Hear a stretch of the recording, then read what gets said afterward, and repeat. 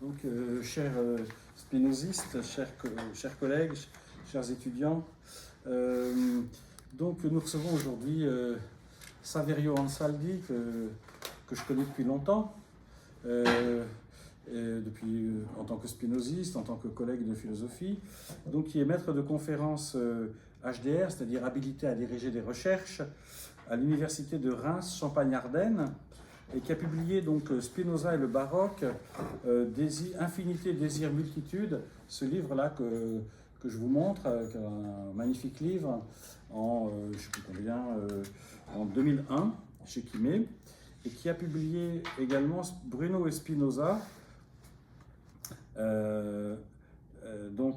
Nature et puissance, Bruno et Spinoza en 2006, Giordano Bruno, une philosophie de la métamorphose au classique Garnier en 2010, L'imagination fantastique, images, ombres et miroirs à la Renaissance aux Belles Lettres en 2014, Fureurs et mélancolie aux ANS d'édition 2017, Les liens de la métamorphose, philosophie et magie de la Renaissance à l'âge classique, Quimé 2017, Giordano Bruno, L'Eretico Impenitente et Ostinato chez Montadori 2024. Et là, j'ai apporté aussi un ouvrage que tu te souviens peut-être, Spinoza et la Renaissance, qu'il a dirigé aux presses universitaires de Paris-Sorbonne, Spinoza et la Renaissance. Donc, voilà, Saverio Ansaldi nous permet, si vous voulez, de mieux prendre connaissance, puis d'explorer au fond ce rapport de Spinoza au baroque et toute une série de philosophies. Alors, c'est vrai que Spinoza a été assez souvent comparé, notamment par l'intermédiaire des philosophies de la vie, à toute cette philosophie, pas seulement italienne, mais qui est celle du baroque, de la Renaissance. Et donc c'est un domaine, si vous voulez, qui dans les études spinozistes françaises est quand même pas beaucoup exploré, enfin par toi évidemment, mais on a toujours tendance à voir Spinoza d'abord comme un auteur cartésien, bien sûr, et puis ensuite de le rattacher à toute la modernité, qui est surtout allemande, à travers la lecture qu'ont pu en faire l'idéalisme allemand, même Kant d'ailleurs auparavant, et puis ensuite avec toute la floraison qui a suivi Spinoza dans la modernité, à travers Marx, le marxisme, on en a souvent parlé ici, mais aussi après tous les développements de la philosophie française contemporaine. En Italie aussi, il y a toute une grande tradition d'interprétation marxiste du spinozisme, puis pas seulement marxiste bien sûr. Donc c'est assez rare, si vous voulez, qu'on plonge.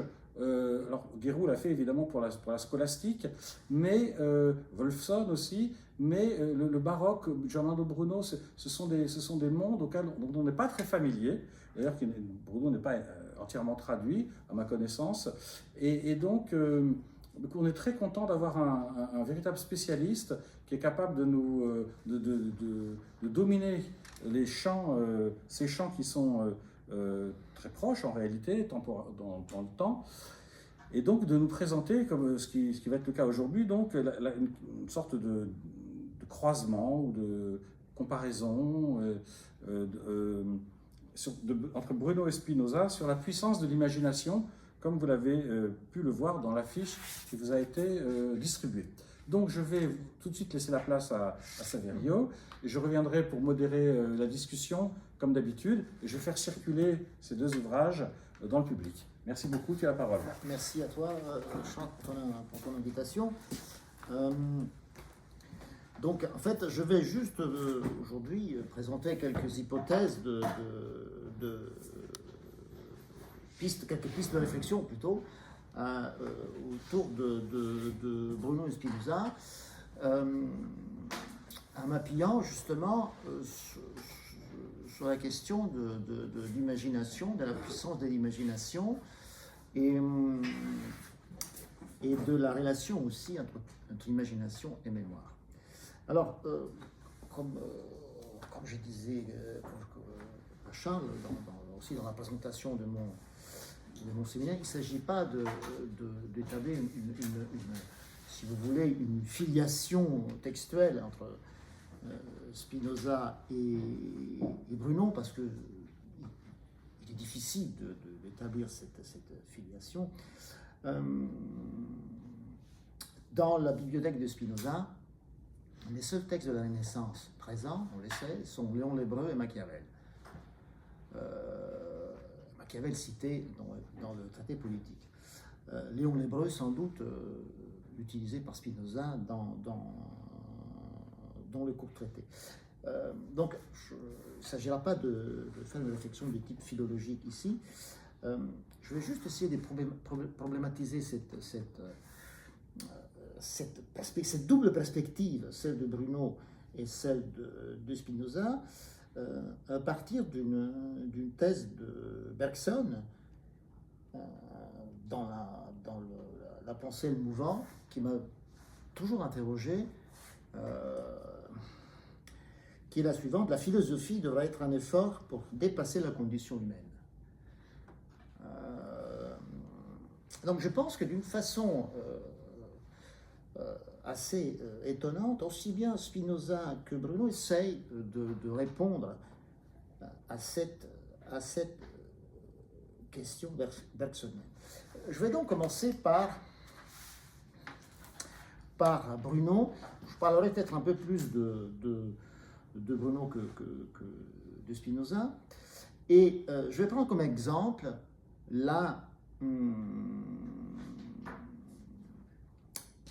le thème de l'art de la mémoire et de la magie chez Bruno. Alors évidemment, ce sont des thèmes qui ne sont pas très étudiés en France. On n'est pas beaucoup à nous occuper de cette question, mais elle est vraiment décisive pour comprendre la philosophie de la philosophie de la Renaissance. Alors, si vous voulez, pourquoi mémoire et imagination? Parce que mémoire et imagination sont les deux grands thèmes de la philosophie de la Renaissance. Vous avez deux concepts qui sont spécifiques à la Renaissance, et majeurs à la Renaissance, justement, c'est mémoire et imagination, et relation entre les deux.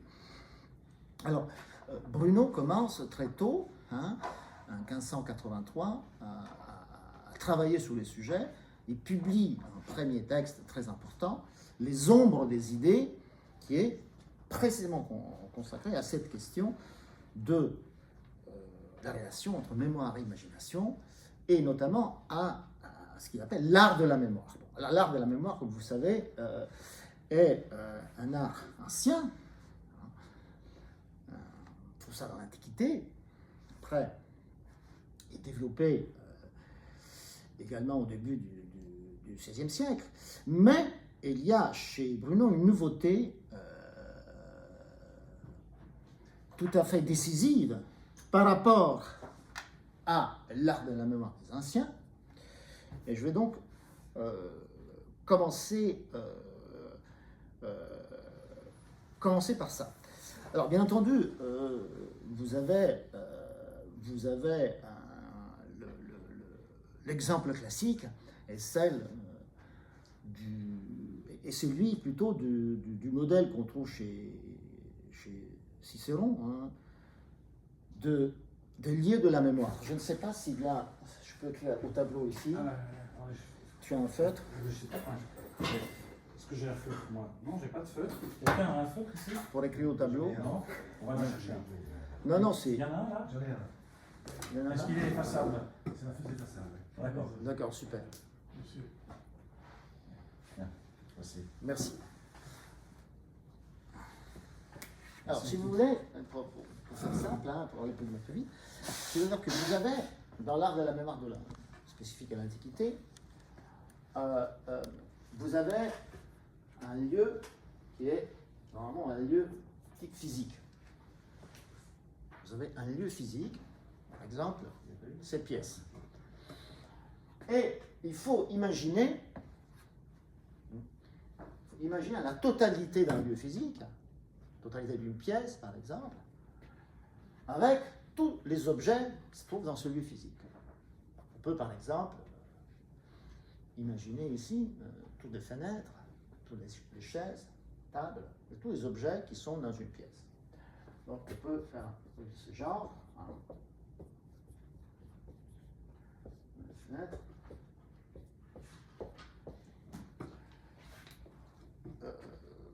Pourquoi il faut imaginer un lieu physique? Parce que à chaque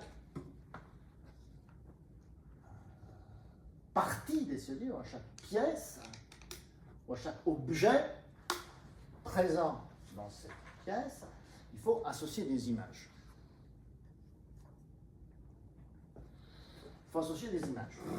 Donc, l'art de la mémoire était surtout utilisé, bien entendu, par les orateurs, les avocats, les philosophes, lorsqu'il s'agissait de faire un discours public, et n'ayant pas de support, le support étant, si vous voulez, assez difficile à manier,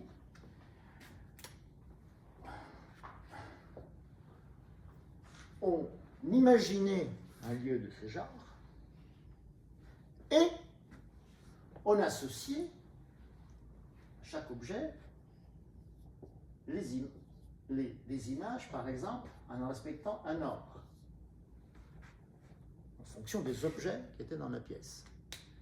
C'est pour ça qu'on pouvait facilement mémoriser un long discours, par exemple, en associant, par exemple, des mots à des images et des images aux objets qui étaient dans cette pièce. Donc, par exemple, j'aurais pu mémoriser ma conférence aujourd'hui en associant premier paragraphe de mon speech, si vous voulez, à cette chaise. Deuxième paragraphe, cette chaise. Troisième, cette table, et ainsi de suite. Et à ce moment-là, en voyant dans mon imagination les différents objets, j'allais donc respecter un ordre qui est un ordre de type logique, hein, et je vais donc associer mémoire, image, notion. À ce moment-là, je peux, après, continuer, mais vous voyez l'avantage de cette méthode, qui permet facilement de se rappeler des concepts à travers des images associées à des lieux physiques.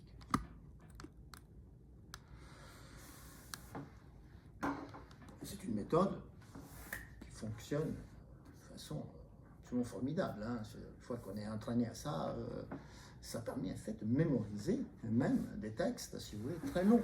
Il suffit de s'exercer à cet exercice, à cela. Ça, c'est, si vous voulez, je résume très rapidement, l'art de la mémoire de l'Antiquité. Bruno va, en fait, changer radicalement le modèle. Pourquoi? Parce qu'en fait, il va remplacer des lieux physiques avec des lieux mentaux.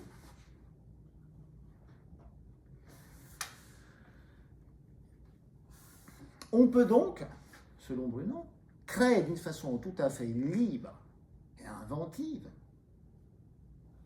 des lieux qui ne correspondent pas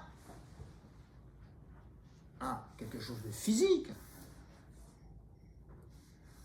existant, des objets existants, mais on peut inventer des objets mentaux, des figures mentales, de façon tout à fait libre. L'important, c'est, bien entendu, de respecter toujours une logique et une cohérence dans l'association des images, au mieux dans la composition des images.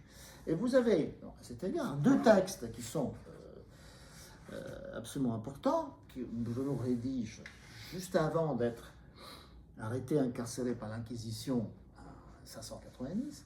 Ce sont l'imagination, la composition des images, De Imaginum Compositione, et un texte encore plus étonnant, qui à mon sens résume parfaitement toute la pensée de Bruno, qui a un titre un peu énigmatique, qui s'intitule « L'impasse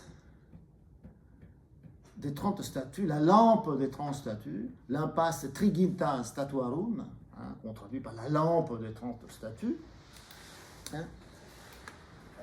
Pourquoi 30 statues? Les statues sont précisément des lieux d'imagination. On peut imaginer, par exemple, des statues de dieux ou de personnages de l'Antiquité, ou peut mettre n'importe quel modèle dans ces statues. Chacun d'entre nous peut librement inventer ces modèles, peut librement inventer ces lieux physiques. Hein. L'important, c'est que, ces lieux mentaux, plutôt, pardonnez-moi, l'important, c'est que à ces lieux mentaux soient associés toujours des images dans un ordre mental qu'il faut respecter. Mais il n'y a plus aucune correspondance, pour Bruno, entre un lieu physique et une image. Il faut qu'il y ait en revanche une correspondance entre un lieu mental et une image. Et ces lieux mentaux sont les résultats de quoi? Justement de la puissance de l'imagination. C'est-à-dire que Bruno n'aimait pas de limite à la capacité d'invention de l'imagination humaine. Nous sommes tout à fait libres, une fois, d'inventer ces modèles hein, qui sont le résultat, effectivement, de la fantaisie, l'imagination. À ces moments-là, Bruno dit on peut inventer les palais, l'imagination est comme un palais, hein, et on peut effectivement construire, chacun de nous peut construire ses palais hein, comme il veut, comme il le souhaite. L'important, mais le plus important, c'est de respecter effectivement un ordre, une structure. Il faut que ça soit tout de même ordonné. Il faut qu'il y ait une logique. C'est pourquoi on peut, encore une fois, librement choisir nos statuts, nos modèles. Pas un problème. Hein. Encore une fois, il n'y a aucune corrélation entre ces lieux de l'imagination, ces lieux mentaux, et une dimension physique. C'est ça que Bruno, encore une fois, c'est cette logique-là qui va casser. Hein. C'est ce type de relation. Or, le texte sur lequel, les deux textes sur lesquels, plutôt dans lesquels Bruno propose ce type de logique sont donc la composition des images et la lampe des 30 statues. Or, que vient faire la magie là-dedans? Pour Bruno, le mage est celui qui est le plus à même de faire usage de cet art de la mémoire. L'esprit du mage, la mens, hein, terme utilisé par Bruno, hein, la mens du mage devient ces lieux absolument extraordinaires où toutes les associations, toutes les images, toutes les figures sont possibles.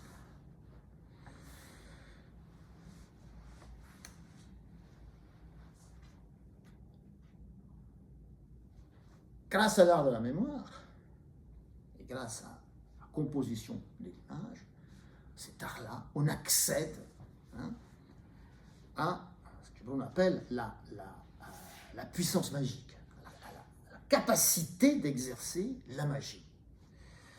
Or, que faut-il entendre par magie chez Bruno? Bien entendu, ce n'est pas la magie dans un sens un peu courant. Il ne s'agit pas de faire des infusions ou de concocter des potions.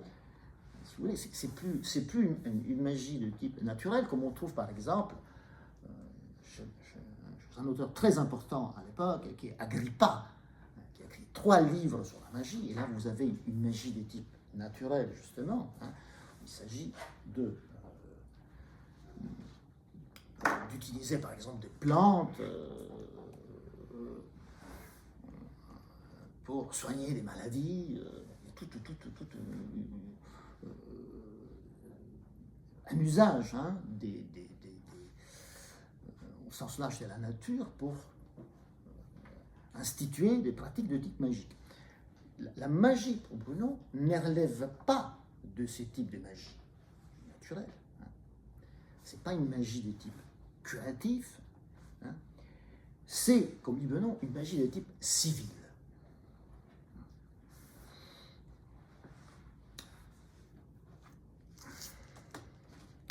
Et il faut faire référence pour comprendre cela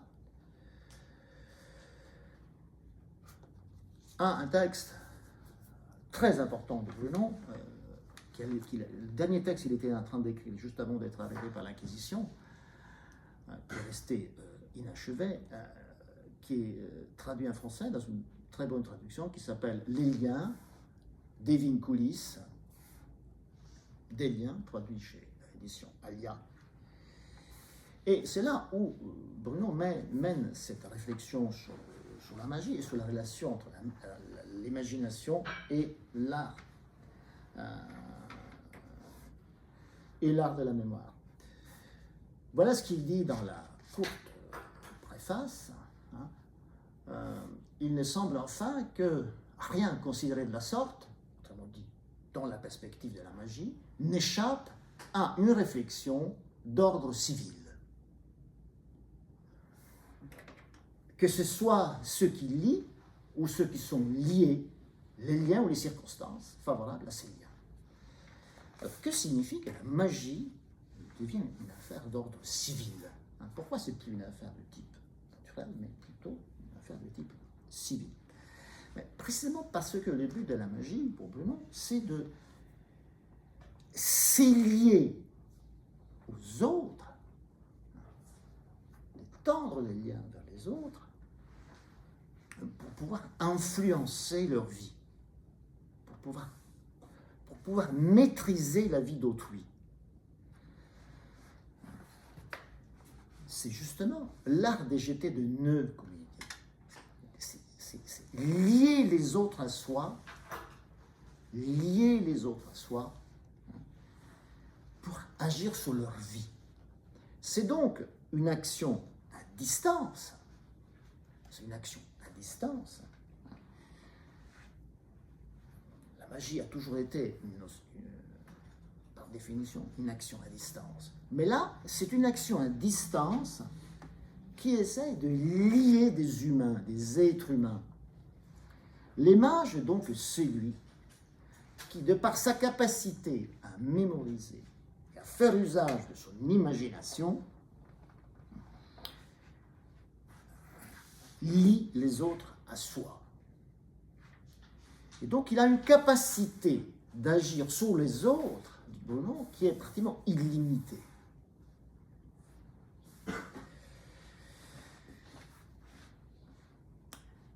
Eh bien, mais comment, justement, le mage est à même de lier les autres à soi pour agir sur leur vie? C'est-à-dire que c'est pourquoi Bruno parle de la magie comme action civile.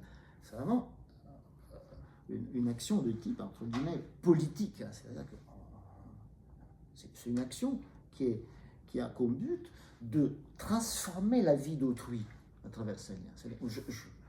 Par la magie, le mage va s'approprier de la vie d'autrui. Il va donc contrôler la vie d'autrui, agir sur lui.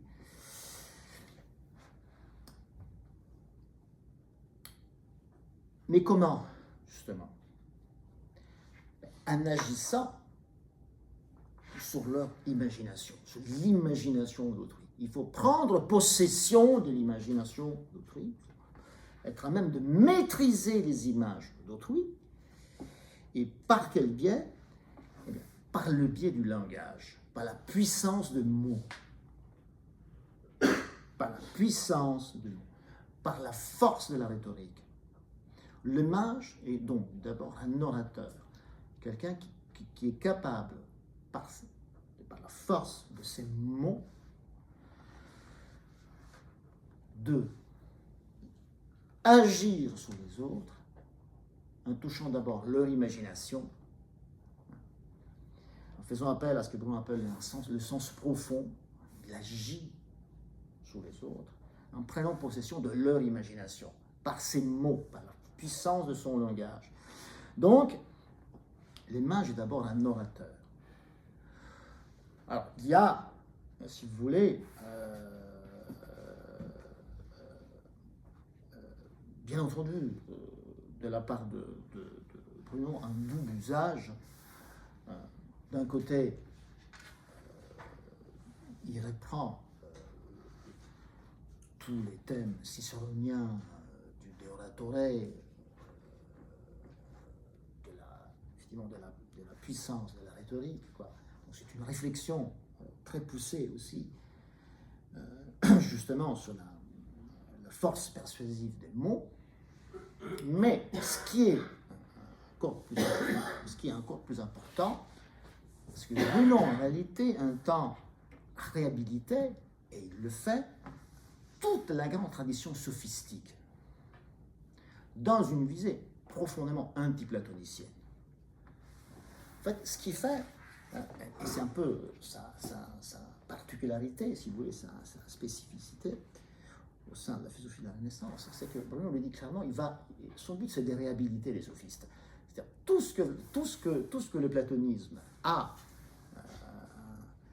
en quelque sorte, essayé de critiquer, parce que, effectivement, derrière les langages des sophistes, il y a aussi l'apologie du faux. On peut faire l'apologie du faux au détriment du vrai. Pour Bruno, le but, c'est pas tant la recherche de la vérité, c'est la recherche de l'efficacité. C'est la recherche d'une parole efficace. C'est une réflexion sur le langage comme capacité de persuasion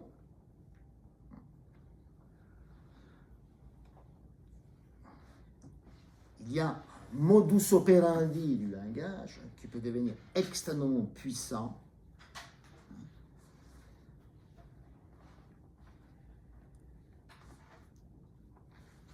Et donc, il ne s'agit pas, je répète, de définir les conditions du vrai ou déterminer la méthode pour apprendre la vérité. Parce que de toute façon, pour Bruno, dans un univers infini comme le sien, comme celui qui conçoit un monde constitué par des métamorphoses de la matière, la vérité est de toute façon inconnaissable. Il n'y aura jamais de la part de l'homme, des êtres humains infinis, un accès à la vérité. En revanche, on peut, effectivement, dans ce monde infini en transformation, trouver, et il faut trouver une capacité d'action qui soit la plus efficace possible. C'est pourquoi la magie est civile, est un modus operandi qui se fonde sur l'usage d'un langage extrêmement persuasif, capable de capter le monde imaginaire d'autrui. C'est-à-dire que je pense que Bruno saisit ici quelque chose d'extrêmement fort. C'est-à-dire que la force de mots est pratiquement infinie et elle peut être inépuisable. C'est-à-dire que par la force de mots, on peut effectivement prendre possession, dit Bruno, de l'esprit d'autrui. Lorsque les mots sont utilisés avec cet art dont l'image a un secret, parce qu'il est à même de composer ces images dans un ordre donnant lieu à des mots puissants, à ce moment-là, la force du langage est pratiquement sans limite. C'est pourquoi la magie est une opération. La magie, c'est de la pratique, c'est pas de la spéculation. La magie, c'est de la pratique, c'est pas de la spéculation. Alors, je vous donne juste un exemple. Il y a eu très longtemps, il y a plus d'une trentaine d'années maintenant, un livre très controversé, à mon avis, pas très bon, sur Giordano Bruno, mais qui avait vu juste de Culiano sur, me semble-t-il, magie et langage à la Renaissance. Mais Culiano était un psychanalyste, un type très très étrange, qui a été retrouvé assassiné dans les toilettes de l'université de Boston. On n'a jamais su pourquoi. C'était quelqu'un qui avait un parcours très très étrange, mais il a publié ses livres justement sur les thèmes du langage et de la magie. C'est Bruno. Et il considère que, en fait, Bruno est le premier qui pense, en quelque sorte, la force de l'opinion publique de la propagande et de la communication. C'est-à-dire que là, il faut lire la magie chez Brunot justement de ce point de vue-là. C'est une stratégie communicative. C'est une stratégie communicative. Alors, dans le livre de Culiano, il avance des hypothèses qui, à mon sens, ne sont pas vraiment récevables, justement parce que Culiano fait de la magie brunienne une espèce de pré-modèle de la propagande des régimes de masse au XXe siècle.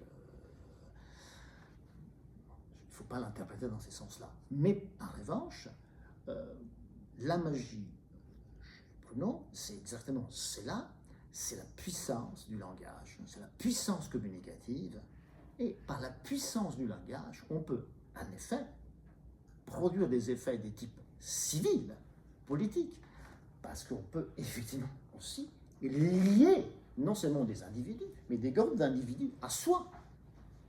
C'est véritablement ça peut aussi devenir une forme de manipulation, une forme de domination. C'est dans ce sens que Culiano interprétait la magie, la magie brunienne. Hein.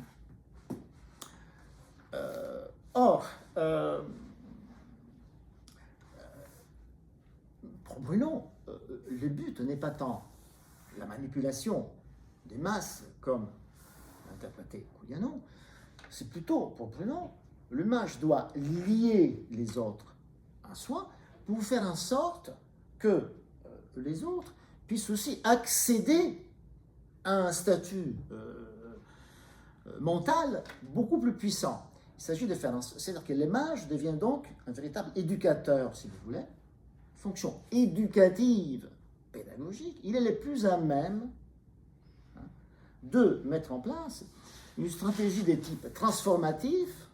Bruno, je peux donc agir sur l'esprit des autres, notamment sur l'imagination des autres, pour faire en sorte que les autres deviennent aussi des êtres raisonnables, qui puissent donc faire usage de leurs facultés imaginatives et de leurs facultés intellectuelles. Donc, pour Bruno, la magie n'a pas un but tout simplement de domination et de manipulation, a sans doute un but d'émancipation.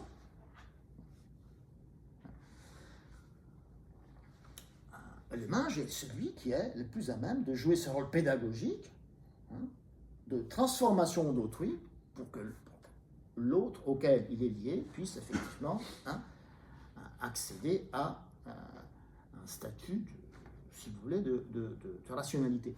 Alors, Bruno va très loin dans cette perspective, parce que, notamment dans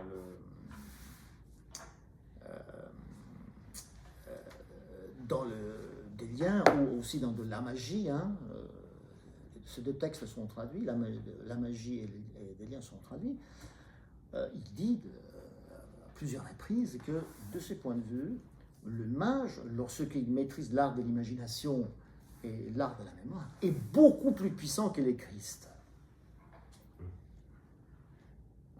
Il est beaucoup plus puissant que les Christ. Il a une capacité de persuasion qui lui permet d'être beaucoup plus efficace que la parole christique. Donc, il joue une fonction absolument fondamentale, effectivement, des types civils. Et on voit bien pourquoi, bien entendu, de ce point de vue, lorsque Bruno a été arrêté par l'Inquisition et qui a donc subi ses procès, qui, vous savez, a duré presque 10 ans,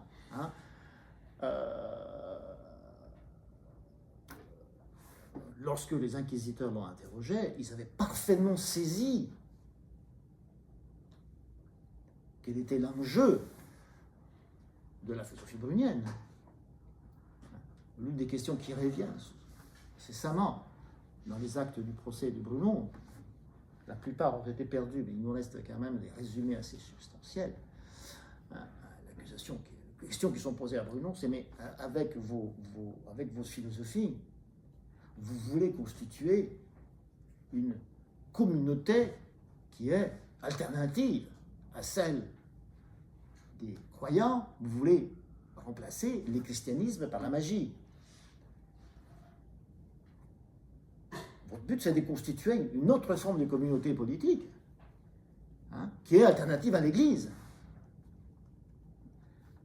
Et son propos est certainement celui-là. C'est-à-dire que, on va parler ici d'un texte très important de Bruno qui s'appelle « L'expulsion de la bête triomphante ». L'expulsion de la bête triomphante, c'est,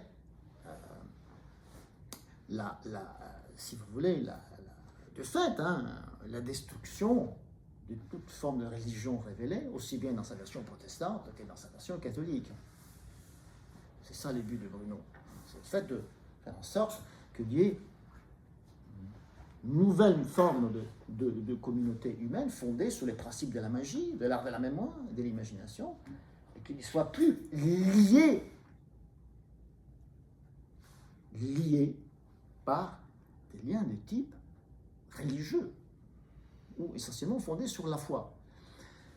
Donc, de ce point de vue, le projet philosophique de Bruno est un véritable projet politique qui passe par la parole magique, qui passe par la magie, et qui passe justement par la possibilité de développer un nouveau savoir fondé sur la mémoire et sur l'imagination.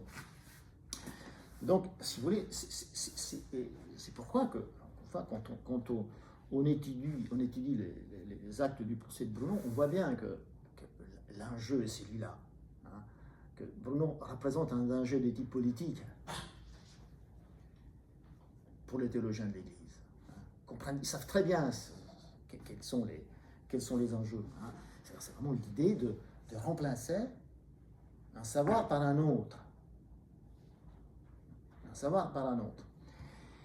Et deuxième exemple, il ne faut pas oublier que la contre-réforme catholique, par le décret des conciles de Trente, surtout par le décret de 1547, avait donné une importance fondamentale aux images.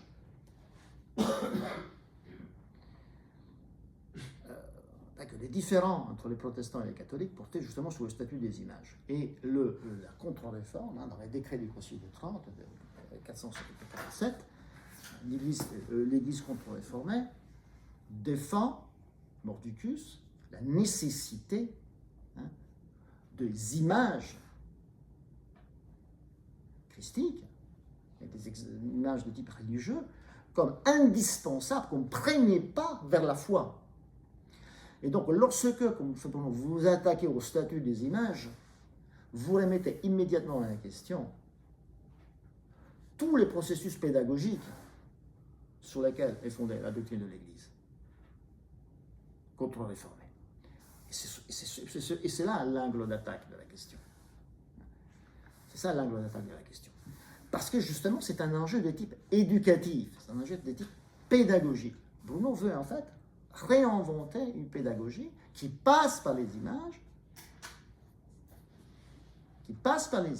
mais qui se fait sans Église.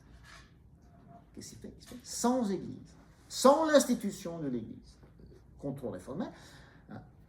Sa polémique avec les protestants, c'est d'un autre nom. Or, j'en parlerai pas ici.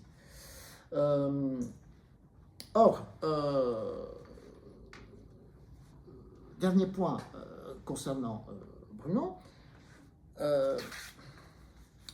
Ce qui est intéressant, c'est que le mage, lorsqu'il maîtrise l'art de la mémoire, lorsqu'il maîtrise la composition des images, accède, dit Bruno, à un statut de fait surhumain. Il acquiert ce qu'il appelle une nature héroïque. Alors c'est justement dans la Lampas Trigita Statuarum, page 317 de l'édition latine, Bruno établit une sorte de classement très curieux des êtres vivants. Et il dit il y a 5 types d'êtres vivants. Il y a ce qu'il appelle les zoophytes, c'est-à-dire les cellules, hein, niveau primordial de la vie, c'est juste des cellules très simples, forment des vies très très simples. Deuxième type d'être, c'est une échelle, hein, donc ça va du bas vers le haut. Au deuxième niveau, on trouve les êtres bruts, hein, bruta, hein, qui ne sont donnés que de sens externe. Au troisième niveau, on trouve des êtres d'imagination. Au quatrième niveau, on trouve les êtres dotés d'une substance rationnelle, substantia rationalis. Et au niveau le plus haut, cinquième niveau, on trouve les êtres qui sont dotés d'une substance héroïque, qui ne vivent que dans la force de l'intellect, et qui par là même sont donc capables d'agir sur les autres. Mais ils possèdent cette substance héroïque précisément parce qu'ils maîtrisent toute la chaîne évolutive des êtres, si vous voulez. Ils possèdent toutes les facultés, ils possèdent les 5 niveaux, hein. Ils possèdent donc la vie, hein, la sensation, l'imagination, la raison, et au 5e niveau, il y a donc cette force intellectuelle qui se manifeste, hein, qui devient active, qui devient opérationnelle dans la magie. Ce qui est intéressant, c'est que Bruno dit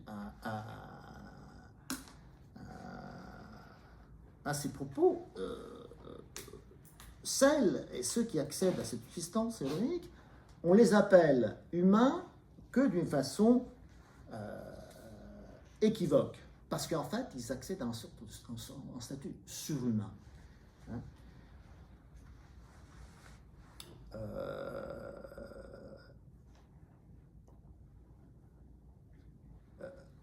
Quae naturalicet in hominum genere intelligatur, iudicantamen sapientes, hoc nomen hominis, equivoce, dicide aerobus et perfectis per scientia speculativas et dealis non perfectis. C'est-à-dire qu'on le dit d'une façon tout à fait... On les appelle humains, mais en fait, le nom d'humain ne s'applique à eux que d'une façon équivoque, parce qu'ils sont plus qu'humains. Ils sont plus qu'humains. Et on peut dire que... Hein, et Bruno conclut, sicut equivoce, dicitur de mortu et vivo. C'est-à-dire qu'il y a la même différence entre un être humain également normal, entre guillemets normal, et un mage, qu'entre un être vivant et un mort. Donc, celles qui accèdent à ce 5e niveau de la vie sont les plus vivants. C'est pourquoi ils ont un statut véritablement véritablement surhumain. Ils sont au-delà de l'humanité. Et le terme d'humain ne s'applique à eux que d'une façon équivoque et pas univoque. Et là, Bruno fait référence, de façon très libre, hein, mais comme à son habitude, à Averroès. Il dit voilà ce qu'Averroès voulait dire, hein, lorsqu'il disait qu'on accède au sommet de l'humanité quand on fait un usage des sciences spéculatives. Hein.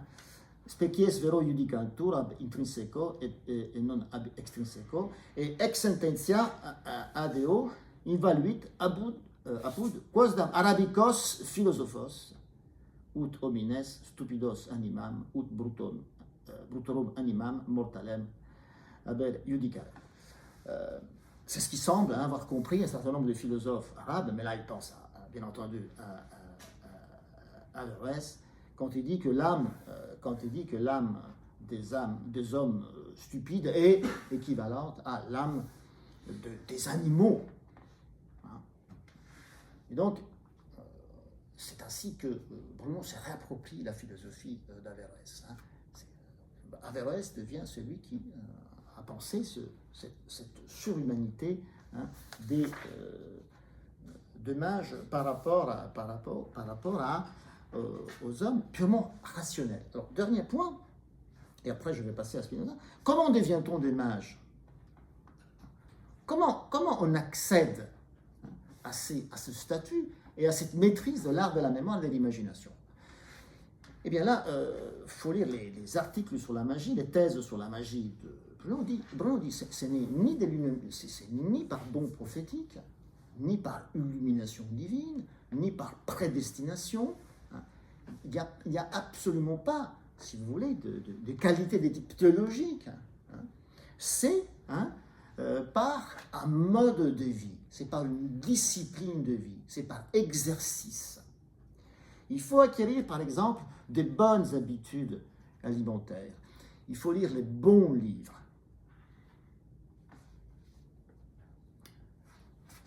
Il faut choisir des endroits où vivre qui soient aptes à nous faire réfléchir et à méditer. Toutes ces qualités, donc propres au mage, s'acquièrent par formation et éducation, et dit véritablement sous quoi pédagogia. C'est vraiment une pédagogie, ça s'acquiert par l'apprentissage. C'est un travail sur soi. C'est un point très important.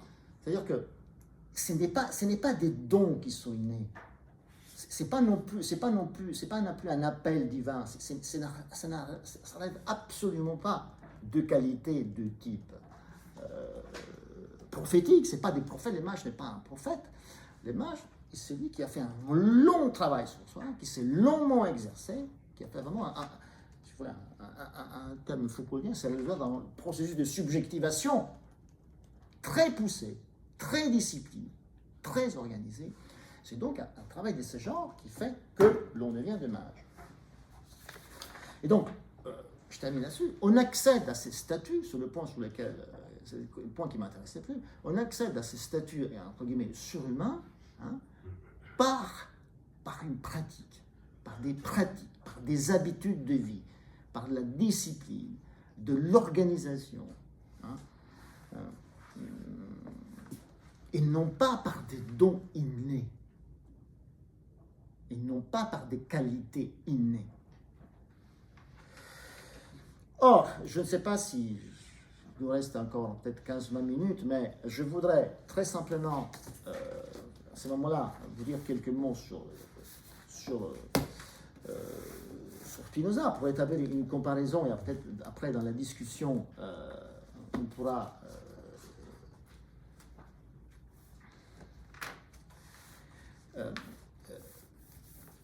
or, il y a chez Spinoza, notamment dans la 5e partie de l'éthique, une problématique qui, à mon sens, est très proche de celle de Bruno. Encore une fois, il ne s'agit pas de filiation, parce que je pense que, de ce point de vue, il y en a pas. Je vais juste prendre un exemple très précis, qui est celui de l'amour envers Dieu, dont il est question dans les premières propositions de la 5e partie.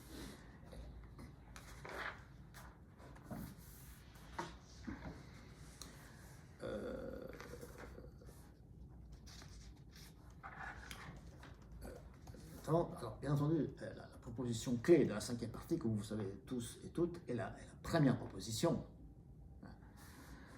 Selon que les pensées et les idées des choses s'ordonnent et s'enchaînent dans l'âme, ainsi exactement les affections du corps ou images des choses s'ordonnent et s'enchaînent dans le corps. Ici, le basculement capital, si vous voulez, c'est justement le exactement. Selon que les pensées et les idées des choses s'ordonnent et s'enchaînent dans l'âme, ainsi exactement les affections du corps ou images des choses s'ordonnent et s'enchaînent dans le corps. Et donc, du coup, proposition 4, il n'est pas d'affection du corps, donc image, dont une intuition formait quelques concepts clairs et distincts.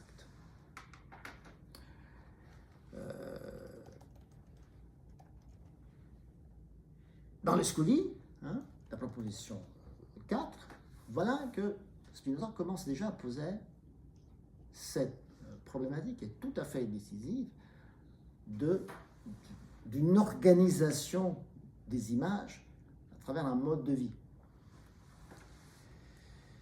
Voilà donc à quoi il faut s'appliquer principalement, à connaître clairement et distinctement chaque affect, autant que faire se peut, pour que l'âme soit ainsi déterminée par l'affect à penser à des choses qu'elle perçoit clairement et distinctement, et dans lesquelles elle trouve une matière de satisfaction, et par conséquent, pour que l'affect lui-même soit séparé de la pensée d'une cause extérieure, pour être joint à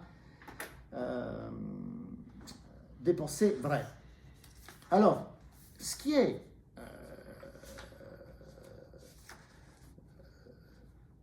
absolument décisif, c'est que à partir de la... Je saute les propositions qui sont au milieu. À partir de la proposition 10, là aussi, Spinoza va davantage insister sur cette question de l'institution de la vie, selon le terme du traité de la fondamentalement, de l'organisation de la vie. Proposition 10, aussi longtemps que nous ne sommes pas en proie à des affects qui sont contraires à notre nature, nous avons les pouvoirs d'ordonner, d'enchaîner les affections du corps, autrement dit les images, conformément à l'ordre selon l'entendement. Mais comment parvenir à cela? Ce que nous pouvons faire de mieux, tant que nous n'avons pas une connaissance parfaite de nos affects, c'est de concevoir une règle de vie correcte. C'est-à-dire certaines maximes de vie, de les confier à la mémoire et de les appliquer sans relâche aux choses particulières qu'il est courant de rencontrer dans la vie, pour qu'ainsi notre imagination soit affectée en profondeur et que nous les ayons toujours sous la main. Ce qui est absolument décisif ici, c'est la relation entre imagination et mémoire. Sans cette relation, il n'y a pas de règle de vie correcte. Recta vivendi ratio. Or, pour faire bref, dans les propositions 12, 15, Spinoza va, à partir de cette règle de vie, nous montrer comment les images, donc les affections du corps, peuvent nous conduire à l'amour envers Dieu. Proposition 12, les images des choses se joignent plus facilement qu'aux autres, aux images qui se rapportent à des choses que nous comprenons clairement et distinctement. Plus il y a proposition 13, plus il y a d'autres images à quoi une certaine image a été jointe, plus souvent elle prend de la force. Proposition 14, l'âme peut faire que les affections du corps, notamment les images, se rapportent toutes à l'idée de Dieu.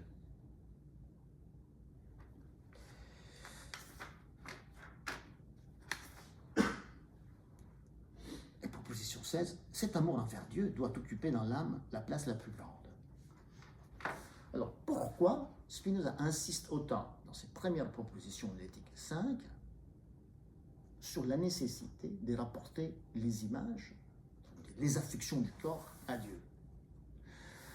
Je pense que les textes sont assez parlants, que d'un côté, il fait référence à Descartes, à l'amour intellectuel de Dieu, chez Descartes, tel qu'il est, si vous voulez, problématisé par Descartes dans la célèbre lettre à Chanu du 1er février 1647, et deuxième niveau, mais qui à mon sens est plus problématique, à Maïmonide. ici, ce sont les deux interlocuteurs de Spinoza, sont d'un côté Descartes et de l'autre Maïmonide. Alors, pourquoi Descartes? Rapidement le texte, mais si vous voulez, on pourra en parler d'une façon plus détaillée dans la discussion. Lorsque Chanu l'interroge sur l'amour intellectuel de Dieu, dans cette lettre, voilà la réponse de Descartes.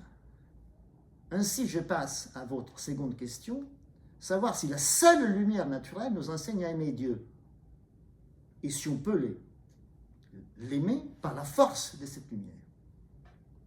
Je vois qu'il y a deux fortes raisons pour en douter. La première est que les attributs de Dieu qu'on considère les plus ordinairement sont si relevés au-dessus de nous que nous ne concevons en aucune façon qu'ils nous puissent être convenables, ce qui est cause que nous ne joignons point à eux de volonté. La seconde, est-ce qu'il n'y a rien en Dieu qui soit imaginable? Ce qui fait encore qu'on aurait pour lui quelque amour intellectuel, il ne semble pas qu'on ne puisse en avoir aucune sensitive, à cause qu'elle devrait passer par l'imagination pour venir de l'entendement dans le sens.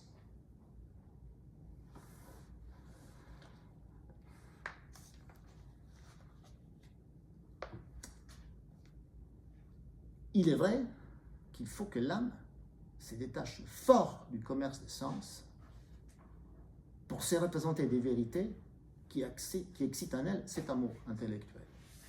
D'où vient qu'il ne semble pas qu'elle puisse la communiquer, cet amour, à la faculté imaginative pour en faire une passion.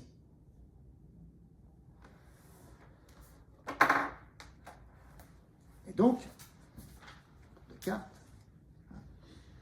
il faut passer par la volonté. On se joint, on accède à cet amour en se joignant entièrement à lui de volonté. De volonté. Mais en évitant le piège de l'imagination. On ne passe pas par le corps. Je vais un peu plus rapidement sur ce point.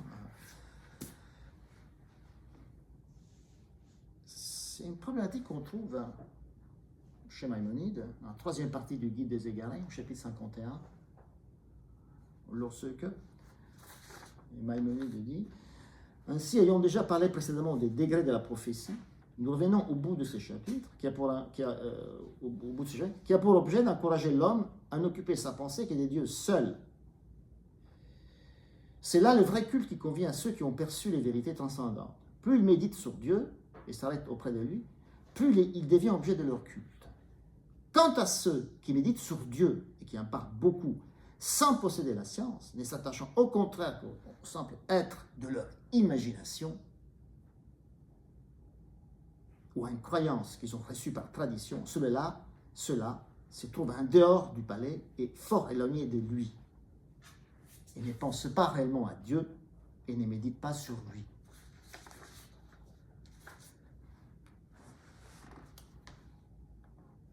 Toute cette exhortation à aimer Dieu ne peut avoir pour objet que les conceptions intelligibles et non pas les créations de l'imagination.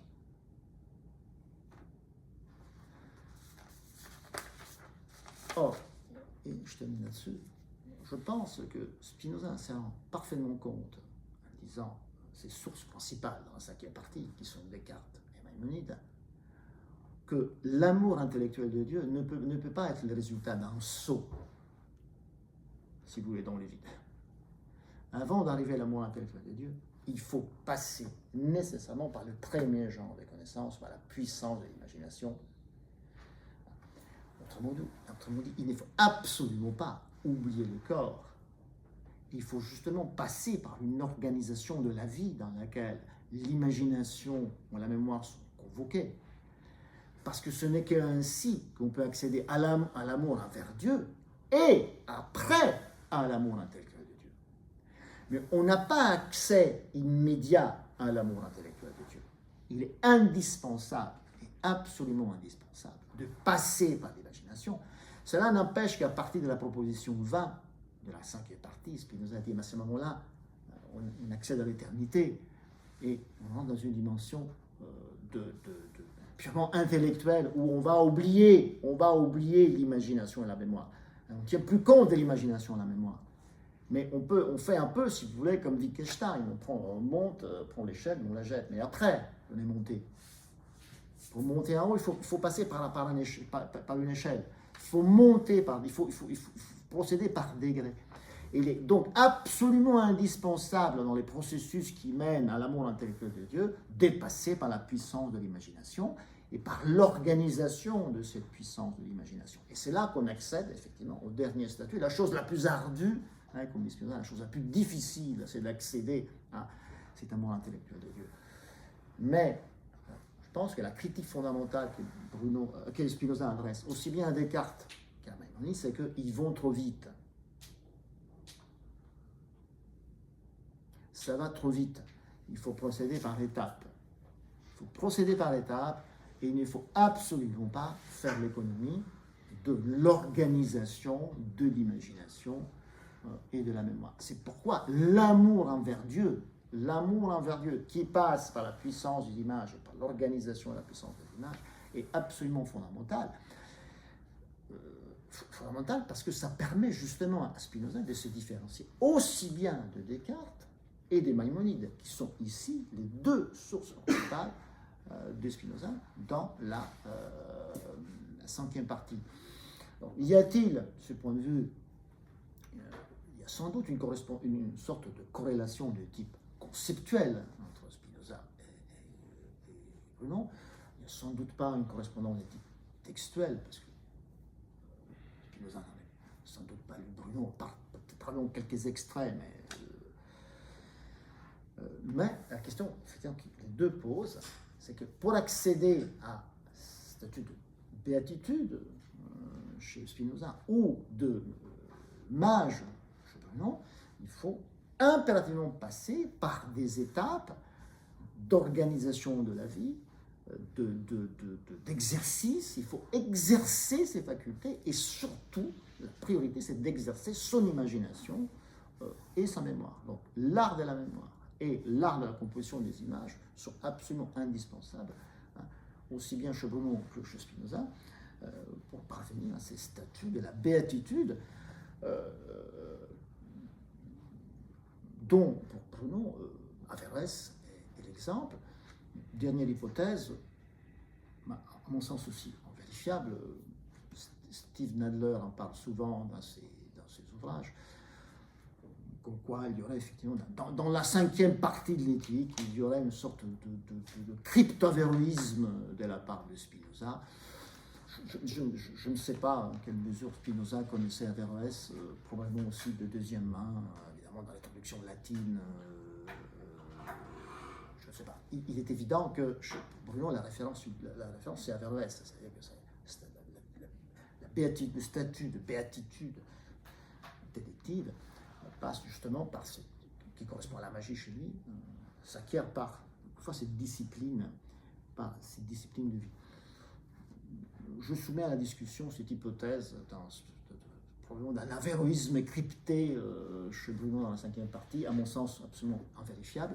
Par contre, ce qui est sûr et certain, c'est que textuellement, mot à mot, Spinoza se confronte de façon très ponctuelle avec Descartes, un être acharné sur l'amour intellectuel de Dieu et avec Maïmonide. Voilà, je termine.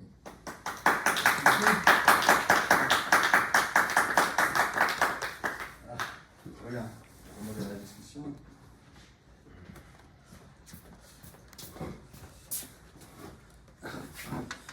Merci beaucoup, Saverio, pour cet exposé qui nous replonge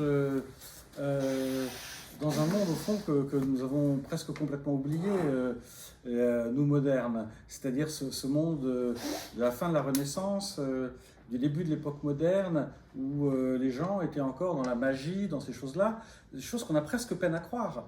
Mais si vous lisez un auteur comme Boyle, qui est un grand savant anglais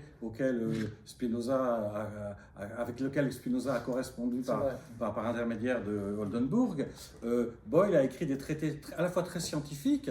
On le crédite d'avoir trouvé la loi de Boyle-Mariotte, c'est-à-dire sur l'équilibre des gaz, mais en même temps, c'était quelqu'un qui écrivait sur la poussée du plomb dans les mines, et qui pensait que les métaux dans les mines croissaient un peu comme des animaux. Donc, si vous voulez, il y a toute une intrication d'un monde à la fois encore pré-moderne et moderne à l'époque de Spinoza. Et alors justement, quand on vient à Spinoza, je vais faire 2-3 réflexions Newton aussi, il ne faut pas oublier Newton. Newton, bien sûr. Oui. Texte magique de Voilà. Newton. Mais Newton, c'est un petit peu après, mais enfin bon. Ouais. Non, mais c'est... Alors, donc, je ferai 2-3 remarques. D'abord, je trouve ça toujours intéressant de revenir à des choses que chez Spinoza, on a un peu tendance à rejeter en tant que scientiste ou que moderniste, etc. On ne le sait pas toujours, tu ne l'as pas rappelé, mais évidemment tu ne connais que ça, que Spinoza s'est intéressé à l'alchimie. Parce que, si vous voulez, toute la philosophie de Spinoza, c'est quand même une volonté alchimique par certains côtés, puisqu'au fond, il veut transformer l'homme triste en homme joyeux, c'est-à-dire, c'est guère différent de changer le plomb en or. Et il y avait un homme dans l'entourage de Spinoza, donc 10 ans avant la fin de sa vie, même 15, qui voulait créer de l'or avec des mélanges spéciaux, de la moutarde, etc. Et Spinoza ne manifeste aucune hostilité. Et il demande à Tchernaus, si je me souviens bien, de lui faire des comptes rendus, de comment ça progresse, est-ce que le type y arrive ou pas. Et puis il y a un blanc, et dans la correspondance, 10 ans plus tard, Spinoza, il revient et dit « Alors, votre orfèvre, est-ce qu'il y arrive, est-ce qu'il n'y arrive pas, etc. » Donc on voit que Spinoza n'avait aucun mépris pour la transmutation des éléments, qui est le Graal, si on ose dire, alchimique. Et c'est d'ailleurs parfaitement normal, puisqu'au fond, le spinozisme, c'est cette idée d'une fluidité totale de la puissance générale de la nature, dans laquelle, par conséquent, les transformations sont parfaitement acceptables. Et je dirais non seulement acceptables, mais obligatoires, nécessaires. Toutes les transformations auront lieu. Il y aura des mouches géantes, il y aura des arbres qui parleront, il y aura des hommes qui vivront suspendus à un gibet, et donc il y aura du plomb transformé en or. C'est tout à fait normal d'un point de vue moderne. Et d'un point de vue moderne, c'est-à-dire d'un point de vue d'une combination possible, enfin d'une infinité des combinaisons possibles des éléments de la nature. Et quand on a l'éternité du temps, ces combinaisons se produisent toujours. Donc il y a chez Spinoza, de ce côté-là, il a un pied encore dans le monde de la Renaissance, etc. Oui. Mais ce n'est pas tout. C'est que Spinoza, et c'est encore une chose que nous avons tendance à minorer dans notre lecture de Spinoza, parce que c'est peut-être une chose qui ne nous fait pas tellement plaisir, qui nous inquiète même, mais tu l'as bien exprimé à travers ce que tu as dit de Bruno. Il y a chez Spinoza clairement un rêve moderne. Alors, chez toi, c'est un rêve de fin de Renaissance. Chez moi, ce serait plutôt un rêve moderne, de surhumanité. C'est clairement dit chez Spinoza. Non seulement une surhumanité individuelle, puisque au fond, le sage représente une espèce de personnage tout-puissant à la fin de l'éthique, qui ne cesse à peine d'être, mais qui vit toujours, qui jouit d'une sorte d'éternité ou presque d'immortalité. Et inversement, l'impuissant, lui, dès qu'il cesse de pâtir, il cesse d'être. Donc il y a une espèce de vision hiérarchique de l'humanité, presque en mode de caste, chez Spinoza, qui est un peu déplaisante pour nos sociétés démocratiques, même si nous, on ne peut pas oublier que Spinoza est aussi le théoricien de la démocratie, mais il ne faut pas oublier non plus qu'il y a un rêve de surhumanité politique, puisque le but de Spinoza, c'était non seulement d'acquérir, comme il dit, une nature plus forte que la nature humaine, c'est-à-dire en gros de devenir immortel, comme disait Descartes, se délivrer, comme disait Descartes, des infirmités de la vieillesse, donc c'est le rêve de l'immortalité, mais Spinoza disait, mon but est de faire partager cette nature au plus grand nombre possible. Donc il y a clairement chez Spinoza le rêve d'une espèce de transmutation, de transhumanité, dans lesquelles des hommes individuellement délivrés de la mort, délivrés de la douleur, on pourrait penser à Welbeck et aux particules élémentaires, donc cessant de vivre dans la séparation et dans la douleur, auraient connecté en quelque sorte leur force, leur intelligence, pour acquérir une espèce de nature générale, génétique, surhumaine, dans laquelle la béatitude serait acquise, etc. Et ça, c'est clairement dit chez Spinoza. Alors, donc, oui, je pense qu'il n'y a donc pas rupture, tant qu'on peut le croire, entre ce monde où Giordano Bruno prétend rentrer dans l'esprit, comme tu l'as dit, des autres par la puissance de l'imagination, pour leur faire développer d'ailleurs leur propre puissance. Et en plus, alors là, une chose que j'ignorais, mais parce que je suis très ignorant sur tout ça, et je te remercie de nous l'avoir appris, je ne savais pas que Bruno avait l'intention de remplacer l'Église et qu'il avait déclaré le mage plus puissant que le Christ. Parce que là, d'une certaine façon, je comprends mieux ce qui lui est arrivé, parce qu'il est quand même allé très loin. Hein. Ah oui, bien sûr. Ah oui. Ils ne se sont pas trompés. Hein, oui. C'est vraiment. Alors, il ne faut pas oublier que Spinoza lui-même a été persécuté par la religion à laquelle il appartenait. Donc, il y a toujours un rapprochement qu'on fait entre Bruno et Spinoza comme des gens qui ont été persécutés. Mais enfin, chez Bruno, c'est une persécution qui est allée jusqu'à la torture, jusqu'à la mort. Donc, pas la torture, non, il était très bien traité. Non, il était très bien traité, non, pas torturé, non. Mais, effectivement, quand on voit les échanges, les discussions, c'était des discussions assez aimables. Il ne faut pas penser que... Mais il n'a pas son exécution, non? Ah non, alors, si vous voulez, j'ai pas mal étudié le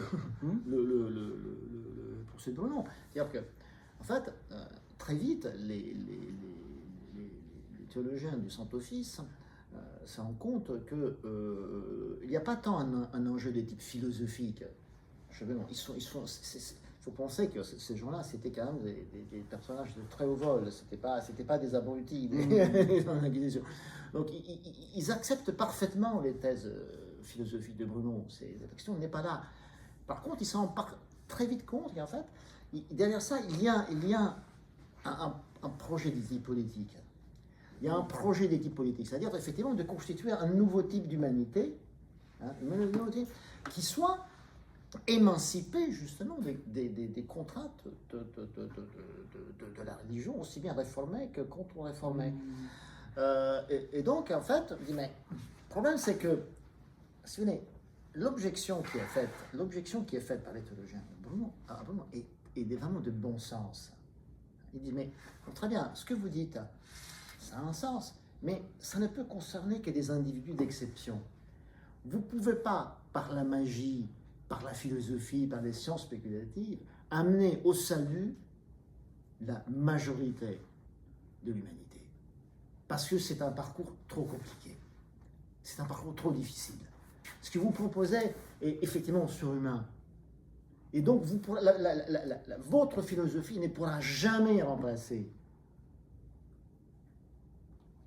le salut tel qu'il est proposé par parce que c'est justement, on a affaire à des ignorants qui ne pourront pas vous suivre. Et donc, en fait, ce projet-là va conduire le monde à sa fin. Il n'y aura plus de règles, il n'y aura plus de lois, il n'y aura plus de normes. Hein?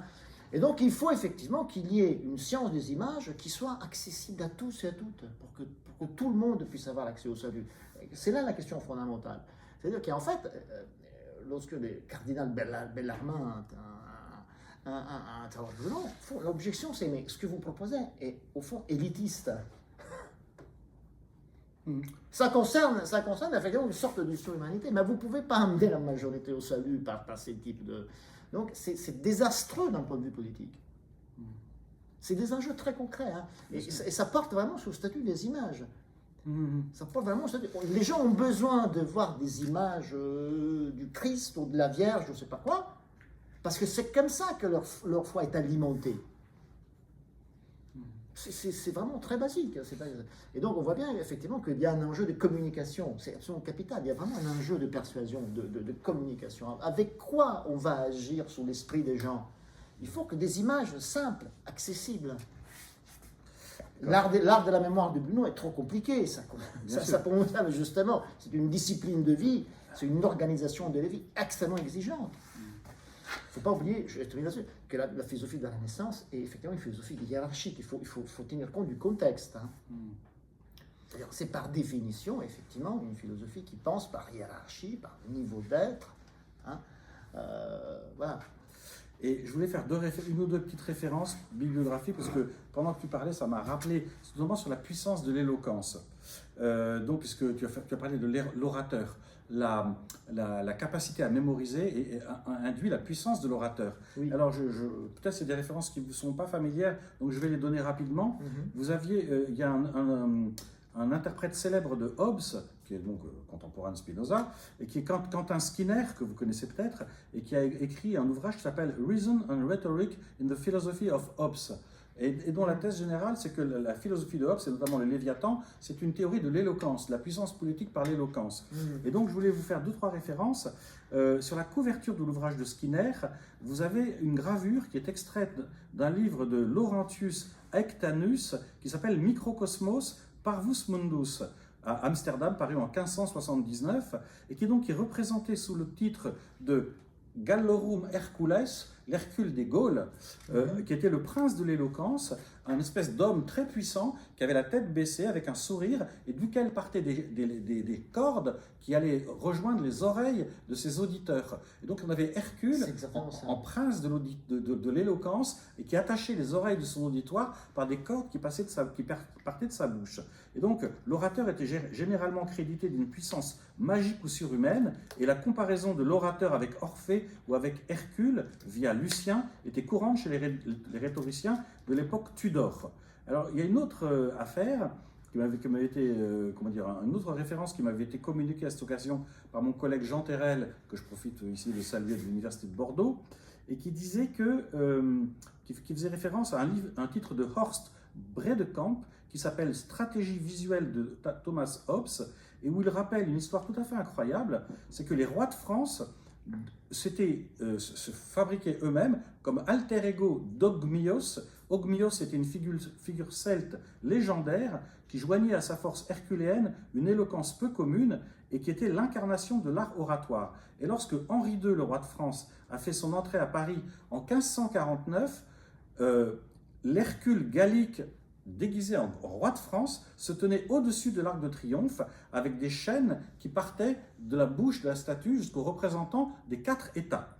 Donc, si vous voulez, les rois de France se représentaient eux-mêmes en Hercule, prince de l'éloquence, en Ogmios, en Orphée, c'est la grande interprétation de Hobbes par Skinner, qui est l'idée de la liaison de l'éloquence à la politique, à la puissance. C'est exactement ça. Voilà. Et donc, c'est des références qui sont importantes à connaître, parce que Quentin Skinner, c'est un interprète de Hobbes, mais Hobbes et Spinoza, c'est le même monde, si vous voulez, puisque Hobbes avait lu le traité théologico-politique, et quand, le jour où on lui a demandé ce qu'il en pensait, il avait dit « Ne jugez pas pour ne pas être jugé ». Donc il le connaissait très bien. Et il a dit dans une autre lettre à un de ses protecteurs que Spinoza était allé plus loin que lui, qu'il l'avait surpassé d'une barre. Et c'était le jeu anglais où il fallait jeter une barre de fer le plus loin possible. Et Hobbes dit, Spinoza, il m'a surpassé, il a jeté une barre plus loin que moi. Donc, il se connaissait très bien. Donc, effectivement, tout ce que tu dis sur la puissance de l'imagination, de l'éloquence, etc., c'est particulièrement frappant. Et je dirais une dernière chose pour finir. J'ai lu, ça m'intéresse beaucoup, les mémoires des mathématiciens. Notamment, si vous lisez les mémoires de Laurent Schwartz, qui a eu le prix... la médaille Field en 1955 ou 60 par là, il raconte que quand il était enfant, il était doué d'une mémoire surhumaine. Et il avait, à l'âge de 7 ans, Laurent Schwartz c'est un homme qui a eu la médaille Fields en maths et qui n'a jamais pris une note jusqu'à l'âge de 55 ans. Il avait tout dans la tête. Quand il avait 6 ou 7 ans, chez ses parents, il faisait la collection des papillons. Il connaissait toutes les espèces. Et des centaines d'espèces déjà comme enfant. Et il raconte donc dans ses mémoires que la nuit, il se couchait dans sa chambre et se promenait dans son palais enchanté. Et il visitait chaque pièce. C'est ce que tu disais, oui. Il visitait chaque pièce. Dans l'une, c'était les courbes d'un certain genre. Dans l'autre, c'était les courbes d'un autre genre, etc. Les coniques ou autres. Et puis, il faisait des ponts d'une pièce à l'autre. Et il se promenait dans cette pièce de palais enchanté. C'est exactement ça. Voilà, donc c'est intéressant. C'est exactement ça. Voilà. Donc voilà. Est-ce qu'il y a des interventions, des remarques ou des questions concernant l'exposé que nous avons? Ça, c'est Laurent Schwartz, son livre, c'est ses mémoires, ça s'appelle « Un mathématicien confronté au siècle ou un truc comme ça. Donc on a, je crois, une question de Mario Donoso, qui a soutenu une thèse sur Spinoza et l'altérité, donc qui va poser sa question. Donc Mario, allez-y. Bon, merci beaucoup pour cet exposé si intéressant. J'avais deux questions. Bon, la première, c'est un peu aussi une remarque, parce que je pensais beaucoup quand vous décrivez cette magie de Bruno. Oui, Je pensais à la fascination. oui, Donc, la fascination comme cette capacité Tout à fait. d'intervenir tout à fait, dans le corps ou de l'esprit. tout à d'autrui. fait. C'est exactement ça. C'est exactement C'est ça. la fascination. Sauf que ce qui m'a interpellé, c'est que chez Bruno, cette fascination ne vise pas la domination. Non, Je pensais à Malebranche, même si Malebranche, il ne parle pas spécifiquement de fascination, mais je pense qu'il récupère cette tradition-là dans le deuxième livre de la recherche de la vérité, quand il parle de l'imagination, et cette capacité de entraîner, séduire par des images, par des gestes. c'est de la fascination. C'est un jeu de séduction. Je n'ai pas eu le temps de parler de ça. La parole du mage, aussi, il est dit, est une parole érotique. Ça joue, ça doit éveiller, si vous voulez, les pulsions d'autrui. C'est pourquoi ça se joue sur l'imagination. On va toucher, en fait, à ce nœud qui est un nœud pulsionnel, qui renvoie aussi à des images, mais presque à une dimension inconsciente. Et c'est pourquoi ces liens sont si puissants. Et donc, il y a effectivement cette relation qui s'institue entre le lieur et les liés. Le lié est celui qui effectivement est objet. Mais le but, c'est faire en sorte qu'à travers ces liens, l'autre accède à une affirmation de sa puissance d'agir, si tu veux, un terme spinozien. Faire en sorte que l'autre puisse s'émanciper, puisse se libérer des mauvaises images. Et c'est pourquoi c'est une fonction éducative. C'est un pédagogue. C'est une pédagogie. C'est vraiment une action de transformation de l'autre, hein, mais pour son bien, pour que l'autre puisse effectivement retrouver toutes ses capacités. Et donc c'est vraiment, c'est une pédagogie. Il le dit lui-même, hein, c'est une pédagogie. C'est un pédagogue. C'est pas quelqu'un qui domine. Hein, c'est pas une œuvre de domination. C'est une œuvre de d'émancipation. Juste un mot, pourquoi vous référez à la notion de fascination? Pourquoi vous parlez de ça? Je n'ai pas compris pourquoi, parce que c'est un mot qui n'apparaît pas du tout chez Spinoza, par exemple. Mais ça apparaît, c'est Bruno. C'est Bruno, Oui, d'accord. c'est une notion qui est très travaillée dans la Renaissance. On l'a Voilà, vu chez absolument. Bacon, Absolument. Titi, on la travaille beaucoup. C'est ça. Dans la modernité, je pense que les mots ont disparu un peu, mais le concept est là. Et D'accord. chez Malebranche, ça se voit très clairement. Chez Spinoza, pas trop, parce qu'il parle bien des limitations. C'est à partir des limitations que Malebranche va développer ce sujet de la, entre guillemets, fascination. Spinoza ne le fait pas. On peut penser qu'il pourrait avoir certains traits qui permettraient de voir une certaine fascination de l'imagination, mais c'est pas très clair.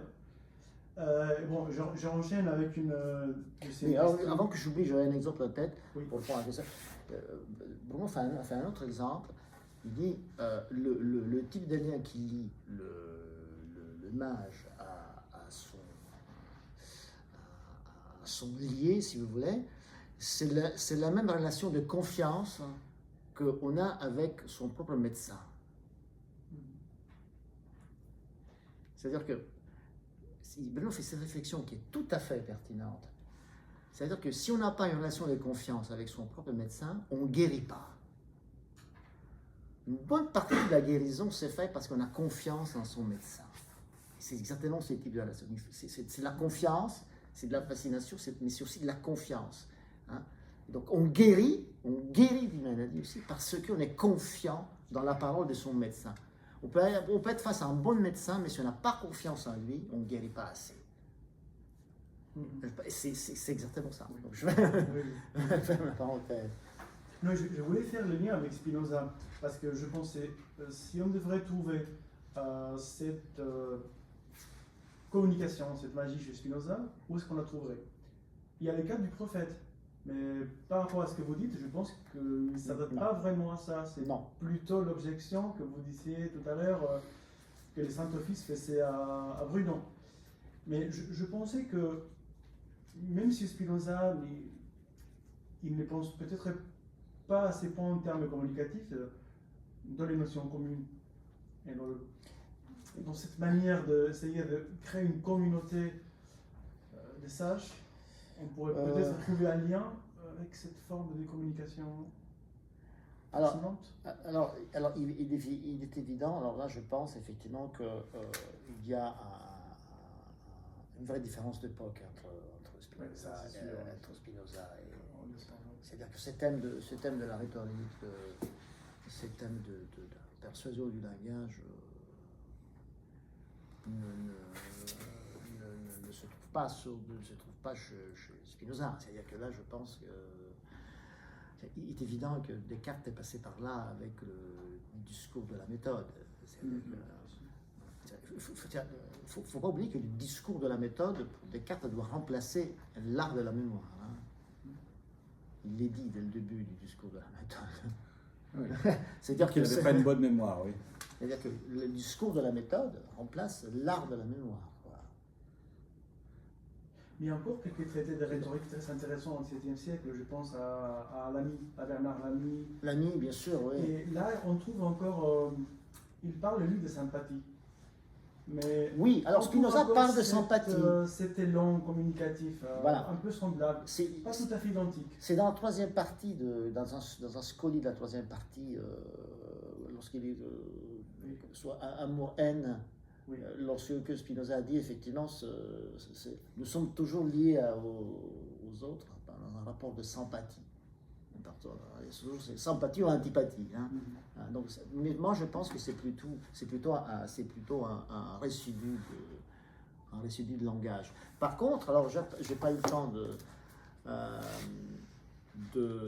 d'en parler, mais il y a effectivement dans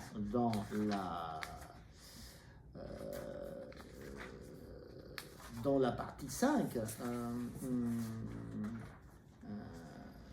un terme qui, lui, est très très brunien quand il dit proposition 20 de la 5e partie. Cet amour envers Dieu ne peut être souillé par aucun affect d'envie ni de jalousie, mais il est d'autant plus renforcé que nous imaginons plus d'hommes unis à Dieu par ces mêmes liens d'amour, vinculum amoris.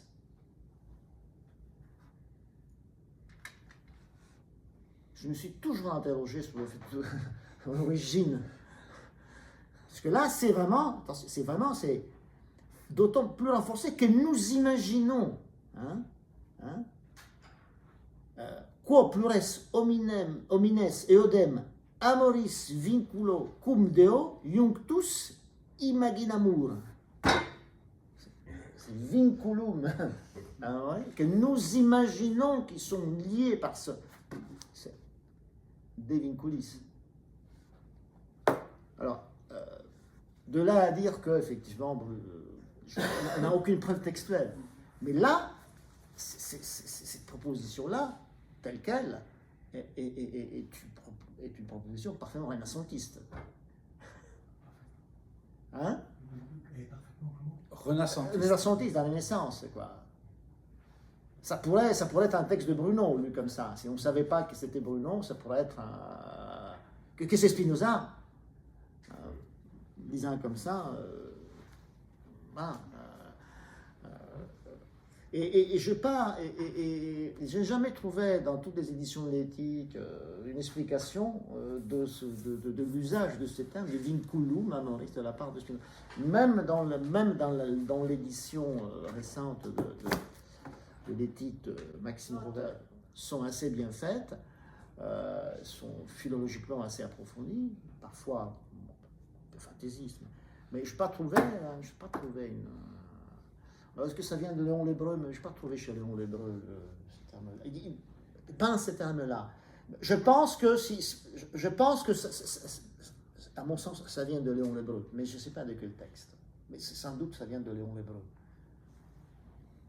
Oui. On pourrait imaginer que c'est une résurgence de cette puissance de l'imagination que vous évoquiez, une résurgence de ce rôle du premier genre de connaissance qui reste le stade nécessaire pour accéder à ce qui vient après. Mais ce qui est intéressant, c'est l'usage de cette présence, cette mathématique malgré tout. Ouais. Mais c'est le thème des vinculum memoris qui est intéressant. Parce que c'est vraiment, c'est-à-dire que c'est un thème de Bruno, hein. Le thème de vinculum, c'est vraiment le thème propre à la Renaissance, à la magie de la Renaissance. C'est très spécifique. C'est très, c'est un usage. Le mot imagination qui vient. Oui, oui. Est-ce qu'il y a d'autres questions? J'en ai posé une, c'est histoire de encore une. Oui, monsieur? Vous avez levé la main, oui? Allez-y. Est-ce que le mage de Bruno, vous dites que bon, il est tout à fait libéré de toute tentative de domination? Oui. Mais est-ce que c'est quand même, est-ce que aussi il est par rapport à la direction? Oui. En tant que dirigeant. Oui. C'est un dirigeant dans Parce le sens. Chez Averroès, parce qu'il est influencé par Averroès aussi, vous avez dit. Il fait référence à Averroès. Il fait référence à Averroès. Chez Averroès, je crois que dans le texte que vous avez lu aussi en italien, il y a le mot imam. Non. Non, il fait non dans le texte. Alors dans le texte. Alors là, c'est un passage de l'impasse de Bruno, quand justement il dit l'accès à cette surhumanité comme une parfaite maîtrise des sciences spéculatives, et c'est l'exemple qu'on trouve chez Averroès. Il dit, c'est semble, hein, il dit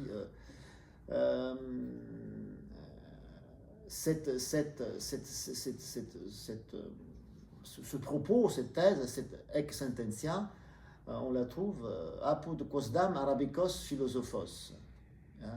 Et là, la référence qui est donnée, c'est l'introduction d'Averroès à son commentaire de la physique d'Aristote. Oui, enfin, chez lui, de toute façon, Averroès, c'était éducateur. Oui, tout à fait. C'est un imam. Oui. Le mot imam, c'est éducateur. C'est le dirigeant suprême. Ouais. Donc, c'est pour ça que je posais la question, est-ce qu'il n'y a vraiment pas cette idée d'être un éducateur dirigeant de la société? Pas chez Bruno. C'est-à-dire que ça va pas dans... C'est plutôt dans le sens d'une pédagogie qui doit effectivement amener l'autre, si vous voulez, à donner le meilleur de lui-même, si vous voulez. Vous voyez, c'est ce type de pédagogie, c'est ce type de direction-là de l'esprit. Faire en sorte qu'en fait, la question ici, c'est celle de l'échelle des êtres, si vous voulez. Hein. Donc, il faut faire c'est grâce au mage que les individus accèdent à un statut rationnel. C'est pour ça que c'est un éducateur. Ça conduit les autres à devenir humains, si vous voulez. C'est un accès à l'humanité. Et il est le plus à même d'accomplir ce type d'opération, parce que c'est une opération, c'est un modus operandi. Alors, c'est très intéressant parce que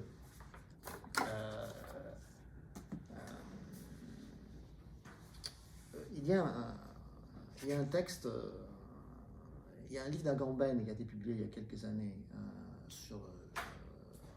justement sur la question de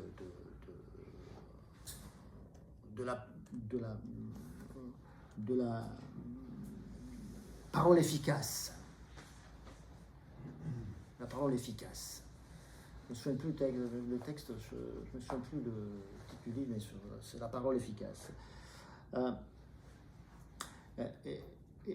Et c'est un enjeu absolument là du coup du type politique. Pourquoi? Parce que Agamben montre dans ce texte que la parole efficace, la véritable parole efficace est celle du prêtre. Pourquoi? C'est une parole qui passe à l'action, c'est ce qui désigne une action. C'est-à-dire, lorsque le prêtre dit « je vous marie », ces mots-là désignent une action, ce n'est pas un mot. C'est un modus operandi. C'est une parole performative.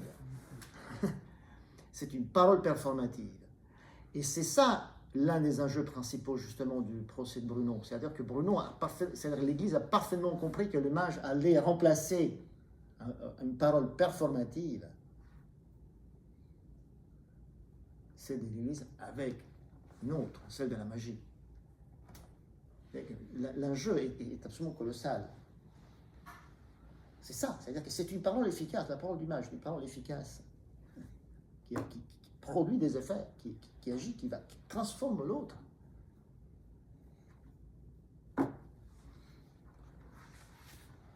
Et on ne peut pas laisser quelqu'un d'autre en dehors de l'institution contre-réformée. Vous imaginez, c'est impossible, il faut mettre ça dans le contexte. La lutte contre les protestants, l'opposition. Après, je termine sur la condamnation à mort de Bruno. N'a pas été décidé pour vraiment des enjeux, encore une fois, type philosophique et conceptuel. Je pense que le Saint-Office avait tout intérêt à faire en sorte que Bruno sorte vivant de ce procès. Sa mort a été décidée pour des questions de politique interne à l'Église, un conflit très très tendu à l'époque entre les jésuites et les dominicains. Raison très simple, c'est-à-dire que les jésuites, à ce moment-là, essayaient de prendre le contrôle de la congrégation du Saint-Office. Et que le pape, lui, était dominicain et a défendu les dominicains, si vous voulez, contre la tentative des jésuites de prendre le pouvoir au sein du Saint-Office. Et donc, il a en fait condamné à mort Bruno. C'est une décision papale, hein, la condamnation de Bruno. C'est une décision qui a été prise par le pape. Et non pas par la congrégation du Saint-Office, qui ne voulait pas. C'est Clément VII. Clément VII. Donc c'est donc la summa potestas. Hein. Il fallait prouver que le pape détenait encore la summa potestas, hein, et que donc son autorité encore était régnée, si vous voulez. Hein. C'était lui qui décidait. Hein. Et donc, à un moment donné, Bruno s'est trouvé au milieu d'un conflit politique qui le dépassait. Il a fallu que le pape rétablisse son autorité, fasse preuve de son autorité face aux jésuites. Encore une fois, il est amené tout nu, hein, devant les gens, il est amené tout nu, voilà, au bûcher. voilà, c'est ça. Mais à un moment donné, mais en même temps, effectivement, les théologiens de Saint-Office ont très bien compris. Les enjeux étaient majeurs, quoi, dans cette affaire-là. C'est pourquoi ils ont pris autant de temps pour le juger. Hein. 9 ans quand même. Combien? 7 ans? 9 ans. Ouais. 91 jusqu'à 1600. Un procès qui a duré 10 ans. C'était pas un dossier simple. Oui. C'est une chose qu'on n'a pas toujours bien en tête, c'est la proximité temporelle. Descartes est né en 1596, c'est ça. Donc en 1600, il a 4 ans, donc il est petit si on veut. Ensuite, quand il était en Hollande à l'âge de 28-30 ans, Bruno et Vanini, c'était pas loin du tout. Ah, pas du tout. Et d'ailleurs, lui-même avait été menacé en Hollande de procès où on le menaçait de faire brûler ses livres en place publique. Le bourreau se flattait déjà de faire un feu qu'on verrait d'extrêmement loin. Et Descartes n'avait été sauvé de ses ennuis que par une intervention auprès de l'ambassadeur de France, qui s'appelait Monsieur de la Tuilerie à l'époque, et il avait dit, bon, ça suffit, quoi. Il faut qu'ils arrêtent de me persécuter. Donc c'était à Utrecht. Et il a écrit dans ses correspondants, bon, Bruno et Vanini, combustus est, hein, donc il n'a pas oublié. Hein. C'était très proche dans le temps, c'était 20 ans, ouais, c'est ça. Enfin. Et donc, Bruno, en 37, il y a eu le procès de Galilée aussi. Oui, mais Galilée n'a jamais été physiquement embêté, donc non, c'est pas mais pareil. C'est le cardinal Bellarmin. C'est le même. C'est le même qui a instruit Bruno. Et qui était tout aussi intelligent à l'égard de Galilée qu'à l'égard de Bruno, et qui d'ailleurs est devenu pape par la suite. Ouais, il ne faut pas il faut pas penser, encore une fois, que c'était ce que la contre-réforme catholique produisait comme mieux comme théologien. Hein. C'était le sommet du sommet. Hein. Ah, ouais. Donc, c'est des gens qui discutaient à égalité, c'est-à-dire que Ils étaient très discutaient forts. à égalité. Hein. C'est pas, Moi, j'aurais quand même une petite question sur Spinoza, sauf si quelqu'un veut prendre la parole. Tout de suite, non? Je trouve que, bon, bien sûr, c'est important de souligner la puissance de l'imagination chez Spinoza, et lui-même d'ailleurs a souvent fait la théorie de la puissance de l'imagination, puisqu'il dit qu'en gros, l'imagination est une force productive, et que si il n'y avait rien pour ôter les images qu'on a, elles seraient considérées comme des réalités. Mais là, est-ce que tu ne vas pas un peu loin, si tu veux, c'est-à-dire dans l'autre sens, en tordant le bâton dans l'autre sens?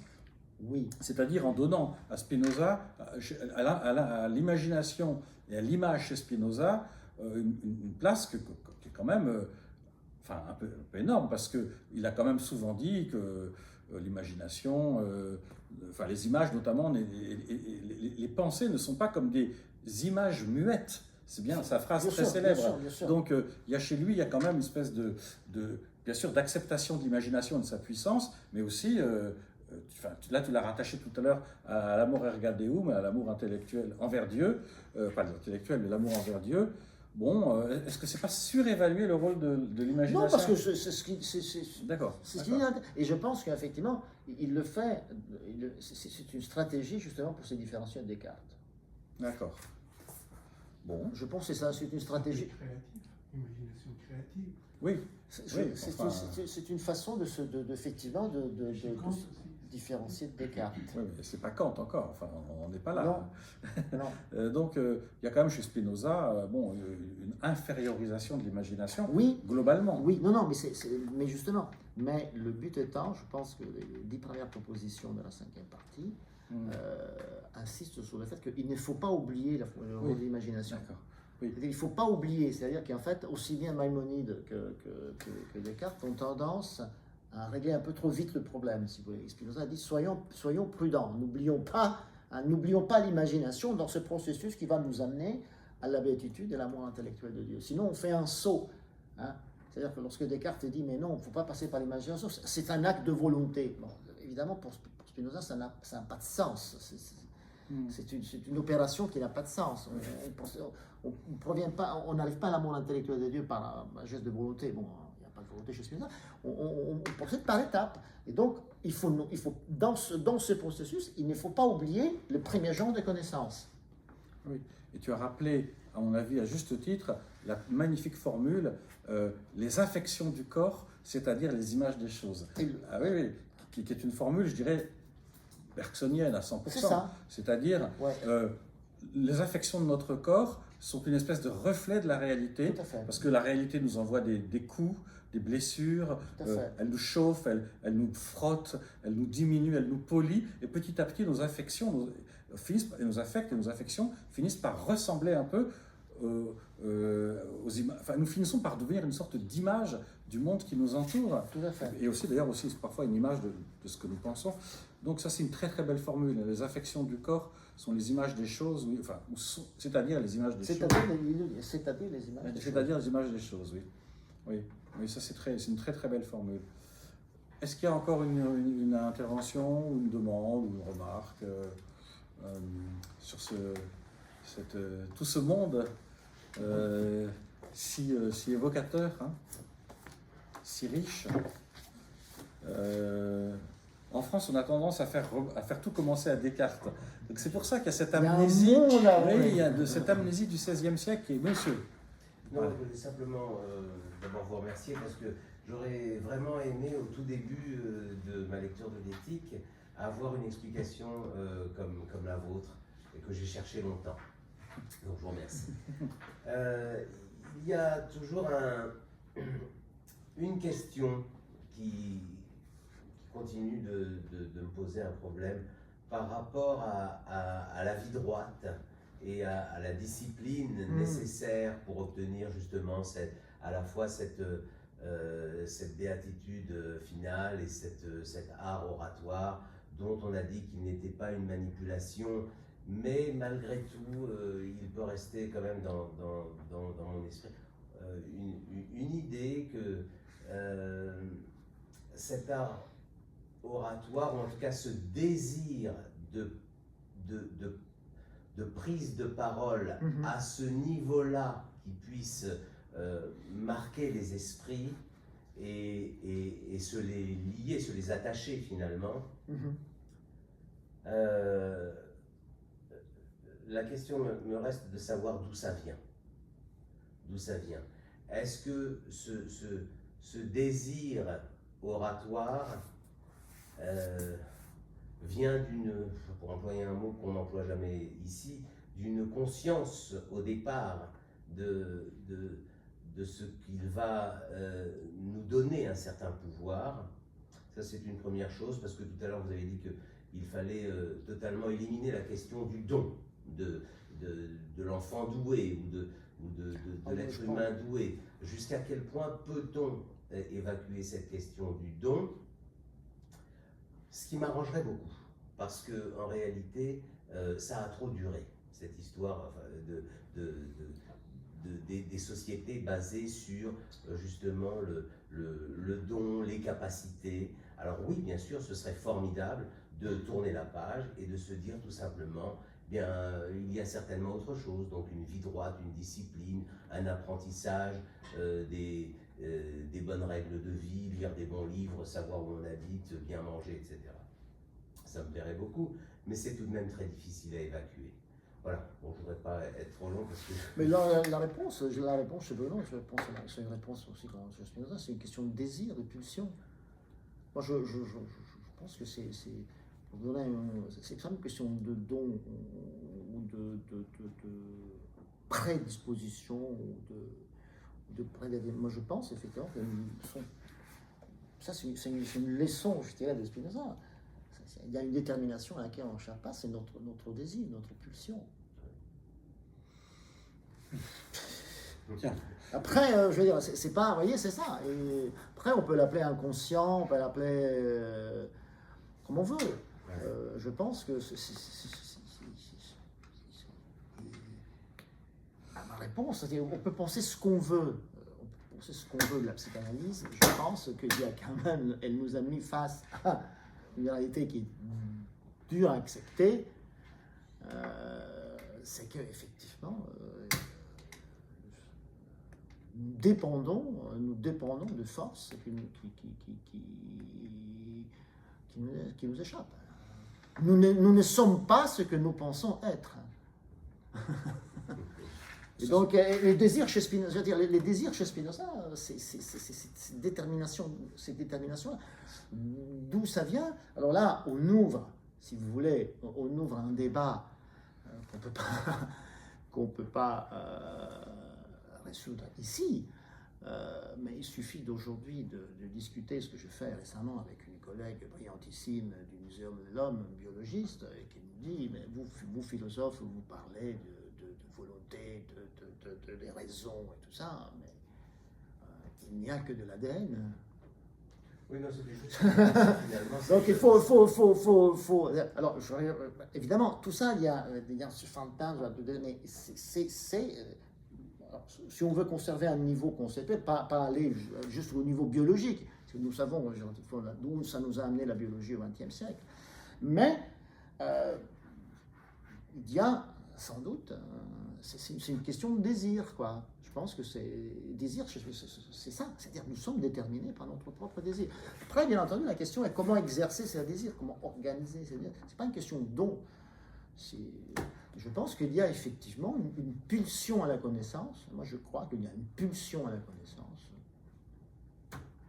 Il y a une pulsion cognitive. Il y a une pulsion cognitive. Comme il y a une pulsion auditive. Quelqu'un qui compose de la musique a une pulsion qui passe par le son. Quelqu'un qui fait de la peinture, sous sa Deleuze a raison, passe par les couleurs, quoi. Exprime sa pulsion par des lignes, par des couleurs. Les philosophes expriment leur pulsion par des mots, par des concepts qui passent aussi par une forme expressive qui est le langage. Pour répondre à votre question, je pense qu'effectivement, je pense que le déterminisme, il y a un déterminisme chez Spinoza, et le déterminisme, c'est le désir. On n'échappe pas, je pense qu'on n'échappe pas à nos pulsions. On peut les organiser, on peut les maîtriser, on peut les organiser, on peut les discipliner, on peut leur donner un sens. C'est impossible. On aurait sûrement des choses à te répondre, mais comme c'est toi qui as la parole aujourd'hui... C'est pour ça que je ne voulais pas lancer le débat. On va te laisser le dernier mot, donc celui-là. Et donc, merci beaucoup en tout cas pour cette...